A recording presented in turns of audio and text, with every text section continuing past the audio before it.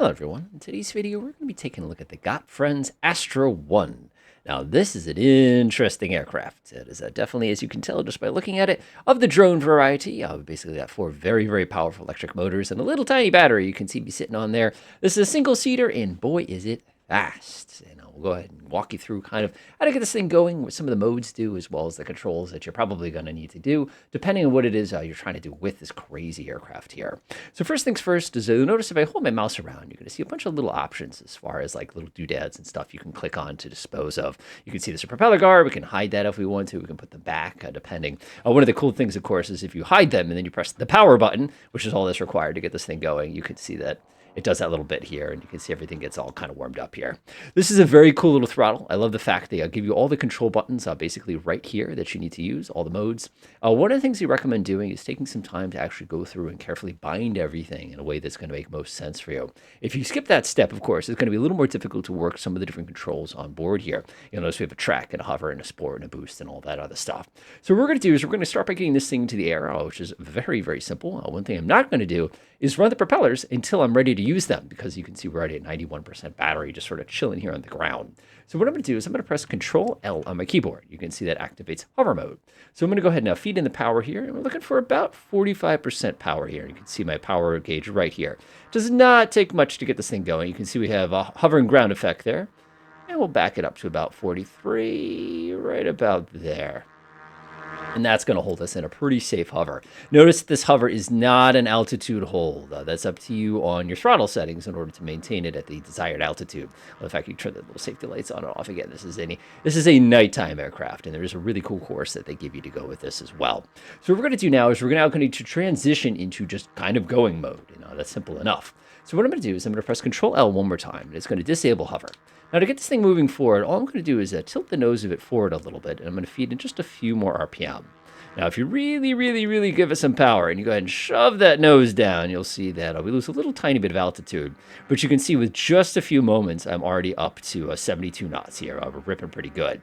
Now, when you turn this, you will be amazed about how responsive this thing is. It is absolutely easy to fly. For those you're familiar with the electricity, the velocity, I should say, the other electric one, it's kind of a pain in the butt to fly. This one is just a vacation. Again, you can press your rudders at any time and basically fly it sideways, or you can do really silly things like this, where you basically do a 360-degree rotation just like that. And again, it's just that responsive of an aircraft. Now, one of the features they gave us is this great terrain hold feature.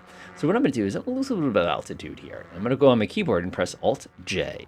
What that's going to do is put me on track mode. That is a ground altitude track. So what I'm going to do is I'm just going to go ahead and tip my nose forward here. And again, pushing the throttle forward. You can see me doing that. I'll throttle the stick.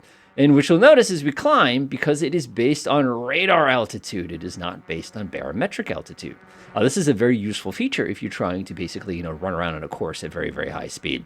You can see it gets a little fuzzy is the best way to describe it sometimes, but it's not bad. And again, this is Los Angeles, so we don't exactly have the world's most even highway that I'm traveling over right now. So does not surprise me, kind of a thing like that. So go ahead and tip us over to the right here, and we'll enjoy our next little turn. So I'm going to go ahead and disable that mode by pressing Alternate J again, and it's going to switch us back to kind of regular mode. Now, regular mode isn't bad. It's a lot of fun, but we actually have two more modes that you probably observe. One's Sport, and the other one is Boost mode. So Boost mode is entertaining, but I like Boost mode in Sport mode. It's more fun to do that. So what I'm going to do is I'm going to press the O key on my keyboard, and it's going to go to Sport mode.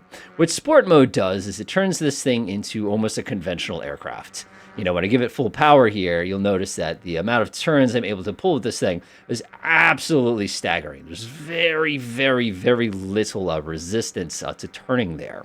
And the reason this is so much fun to play with is if you are a VR person, you have just found probably one of your favorite aircraft to rip around cities like this. Devour data with a T-Mobile. Oh, Los Angeles, you're fun. But you can see just how easy this thing is to operate. And again, the O key is going to turn that on and off. Now, the last feature that we have, which is really fun to play with, of course, is the Boost mode.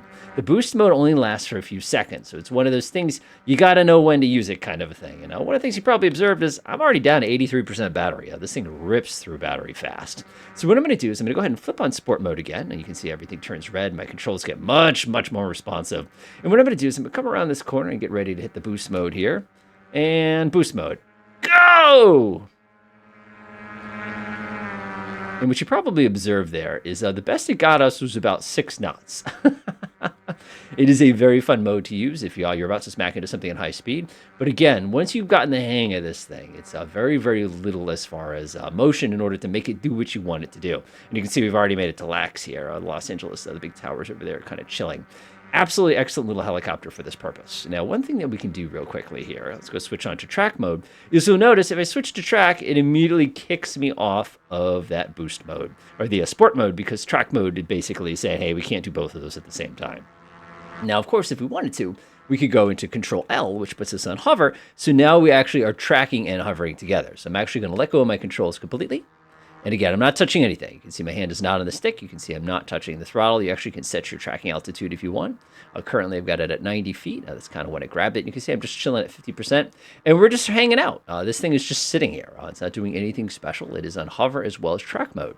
Now, the reason I like this is that once you get yourself all the way down to this, I can go ahead and kill a track mode here. Press Alt-J.